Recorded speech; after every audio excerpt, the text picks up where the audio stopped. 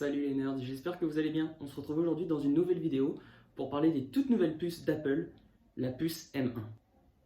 Donc les nouvelles puces d'Apple ne sont pas encore sorties, elles sortiront officiellement semaine prochaine et la puce est déjà placée comme haut de gamme et dépasse tous les Mac actuels Intel. Cette puce va-t-elle vraiment changer le marché actuel? Réponse dans cette vidéo. Jingle.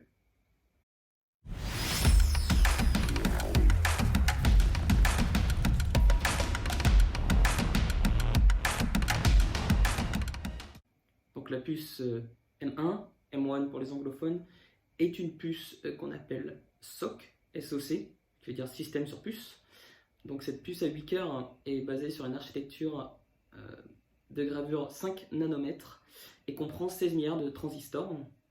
Donc l'A14 Bionic, c'est le processeur embarqué dans les iPads et les iPhones, est basé sur ARM et compte actuellement 11,8 milliards de transistors. Donc on voit quand même qu'il y a une petite différence qui va engendrer pas mal de changements au niveau performance. Et selon les dires d'Apple, la carte graphique intégrée des M1 offre 2 fois plus de performance que la dernière puce des PC portables, mais pour seulement un tiers de la consommation d'énergie, ce qui est quand même un gain énorme. D'après différentes études, les nouveaux MacBook Air avec le M1 sont plus performants que les derniers iPhone 12 Pro. Les performances actuelles monocœur battent tous les appareils Apple sur le marché et on aura même un point sur les performances multicœur qui dépassent les derniers MacBook Pro de 2019. Bien que le MacBook Air avec une M1 semble plus performant que les MacBook actuels du marché, notamment avec des performances brutes au niveau du CPU, les MacBook Pro de 2019 restent toujours meilleurs, notamment en termes de GPU, où les performances sont toujours au-dessus.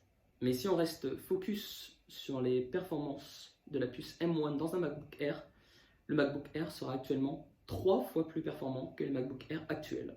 Donc d'après différents benchmarking, la puce M1 dépasse largement le marché actuel, notamment Intel et AMD qui sont pris une petite gifle, et on peut se demander comment les concurrents vont tout simplement réagir. Et vous, que pensez-vous de cette M1? Pensez-vous que cela va énormément changer le marché, les performances des Mac? On aura les réponses dans quelques semaines, lorsque les premiers modèles seront sortis. Mais si vous avez pu tester le M1, si vous avez des choses à dire, n'hésitez pas à mettre un petit commentaire juste là en dessous. J'espère que cette vidéo assez rapide vous aura plu les nerds. N'hésitez pas à liker la vidéo, à mettre des commentaires, on y répond toujours, à suivre la chaîne. Et puis moi je vous dis à très vite les nerds. Ciao.